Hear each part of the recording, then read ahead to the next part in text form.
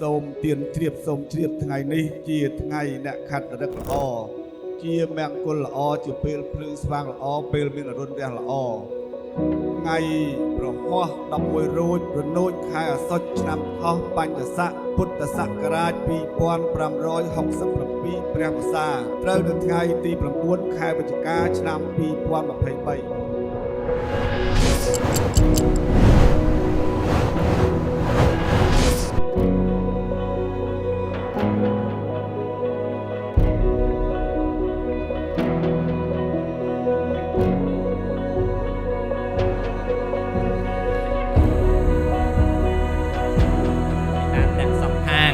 មានបាទលោកមួយសុខផននិងលោកស្រីលីណាវីដែលជាមេដាបេដាខាងកូនស្រីព្រមទាំងបាទលោកស្រីស៊ីនតារ៉ានីនិងលោកឪពុកតំណាងដែលជាមេដាបេដាខាងកូនប្រុសលោកបានសំគុំកូនប្រុសវុឌ្ឍរតនៈឲ្យបានជាគូនឹងកូនស្រីនាមនាងកញ្ញាមួយលីហួរសូមគោរពអញ្ជើញអស់លោកជាដូនជាតាទាំងសងខាងមកដល់ហើយកាលណាទទួលយកនៅភពភិបណ្ដាការផ្លែឈើទាំងអស់នេះដើម្បីសែបសោយឲ្យបានបរិបូរណ៍រួចហើយជួយឲ្យបងជ័យ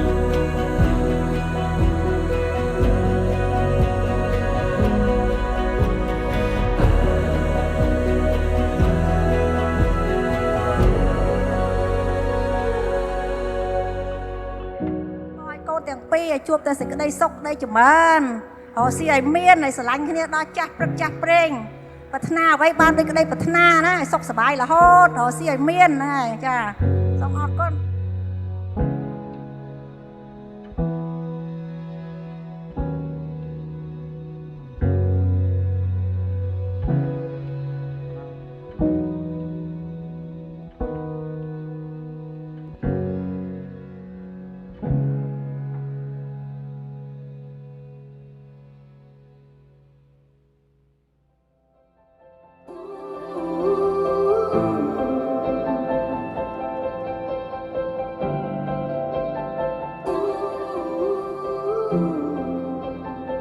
ខ្ញុំបានសូមការអនុញ្ញាតផ្លូវដើរចណ្ដើរឡើងកន្លែងសំណាក់រៀបចំទុកដាក់ចំនួនភ័ព្វភាបណ្ណាការផ្លែឈើនំចំណីលោកមេដាបេដាខាងបុត្រីក៏បានអនុញ្ញាតឲ្យយើងខ្ញុំទាំងអស់គ្នារៀបចំចំនួនភ័ព្វភាស្រេចបាច់អស់ហើយនៅលើល្វែងជ័យល្វែងច័ន្ទកំណាំលោកមេបា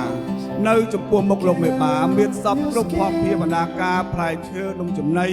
គ្រឿងអរាយប្របីស្រាប់សន្ធឹកសន្ធាប់មនឹកស្មានដល់តម្កល់លើជើងពៀនមានបាល់ល្អយ៉ាងប្របីមានទាំងស្រាដកស្រាកន្សែងស្រាថងរងស្រាកំណត់ស្រាទាំង3 This world of ticking clocks, I hope I'm getting through.